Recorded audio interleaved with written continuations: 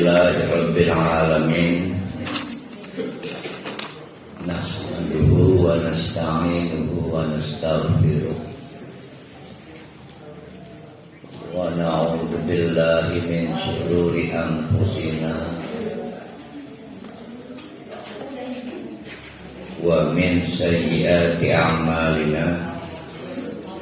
May yahdihillahu fala mudilla lahu wa may yudlilhu fala hadiya lahu. Asyhadu an la ilaha illallah wa asyhadu anna Muhammadan abduhu wa rasuluhu la nabiyya ba'da. Kita masih akan terus mengkaji mengenai orang-orang munafik dengan latar belakang perang Tabuk ya.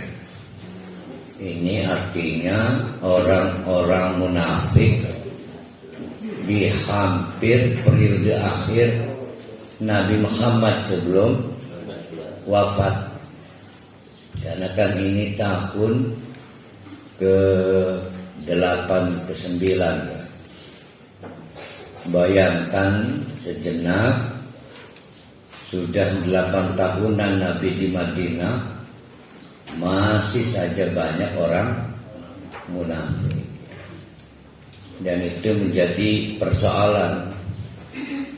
Sebelumnya di tahun 3, 4, 5, 6 itu pendekatan Nabi Muhammad kepada orang-orang munafik itu soft. Kalau bisa dirangkul, dirangkul. Kalau bisa diayomi, diayomi. Tapi ya itulah akhirnya tambah tahun, tambah bikin persoalan.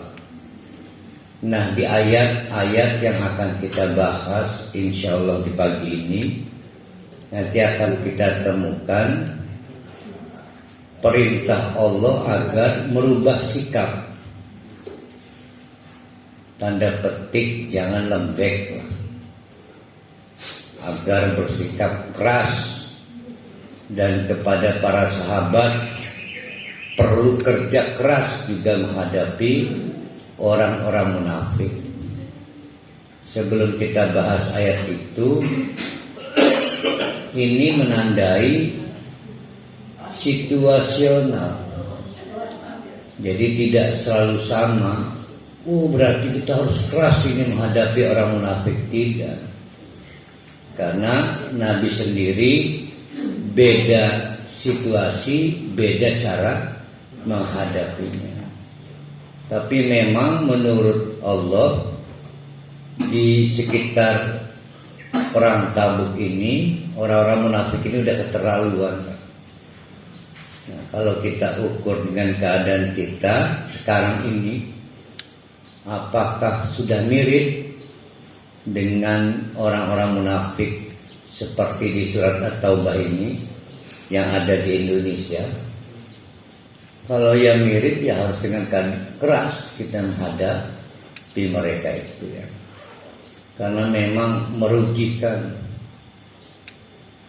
Banyak pemimpin, karena memang sifatnya demokrasi kita ini, itu lahir dipilih oleh mayoritas orang Islam, ternyata orang munafik.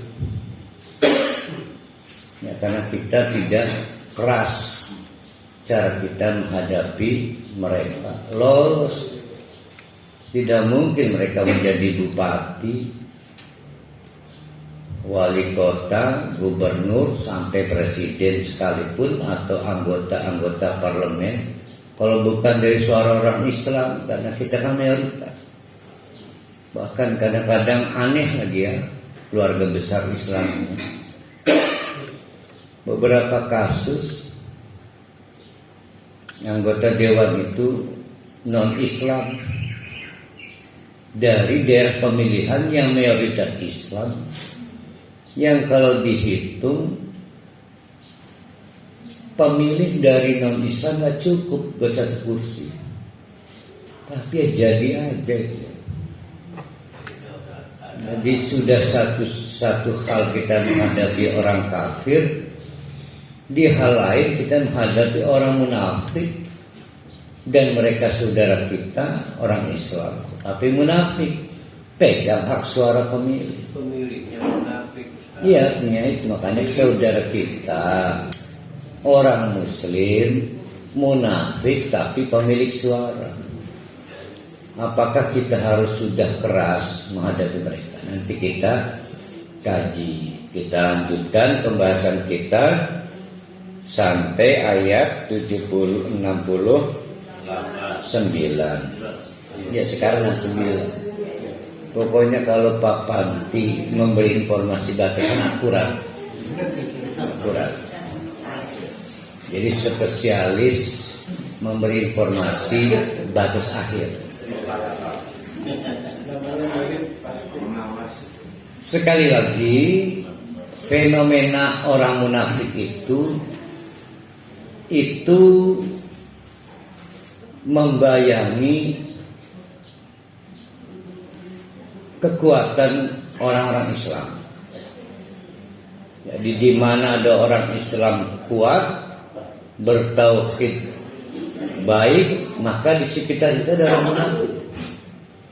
Dan itu dari awal periode Islam sampai nanti hari kiamat. Jadi orang munafik itu bukan barang baru, bahkan polanya selalu sama. Maka Allah memberi informasi kepada kita, begini nih yang kita sebut ciri-ciri orang munafik itu, ya.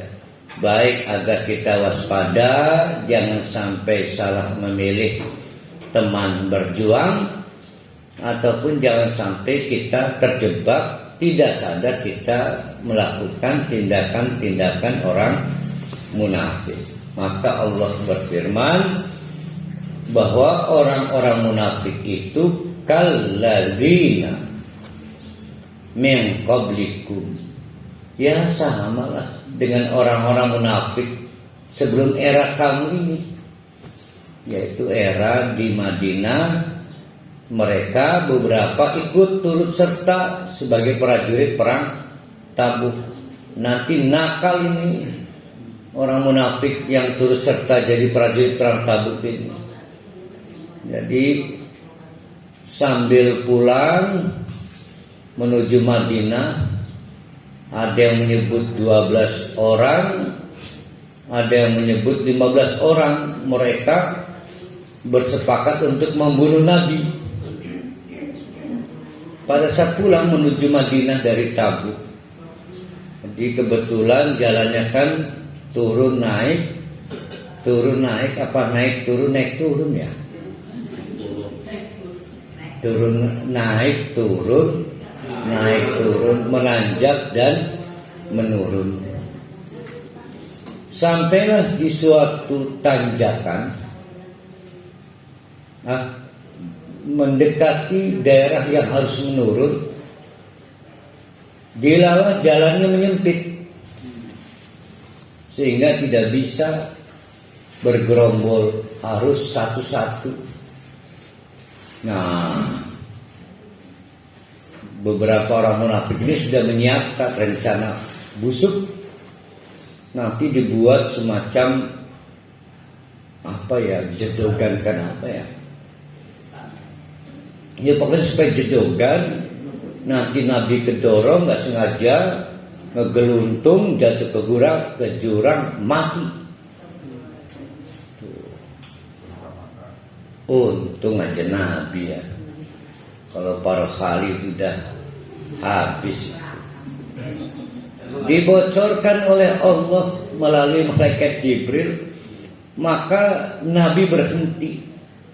Para sahabat, mengkodipit. Nih bahasa apa ya? Nabi dia bahasa Arab ya. Sama. Ini ke depan bahaya nih, jalan ini menyempit. Kalau bergerombol pasti akan ada eksiden. Pokoknya itu yang dikehendaki oleh 12 atau 15 orang munafik ini. Udah gini, dengar perintah saya. Biarkan saya bersama dua sahabat melalui jalan ini. Teman-teman memutar lewat jalan yang lebar, memutar. Demikianlah akhirnya rencana busuk orang-orang munafik yang katut atau turut serta sebagai prajurit perang Tabuk itu tidak menemui hasil.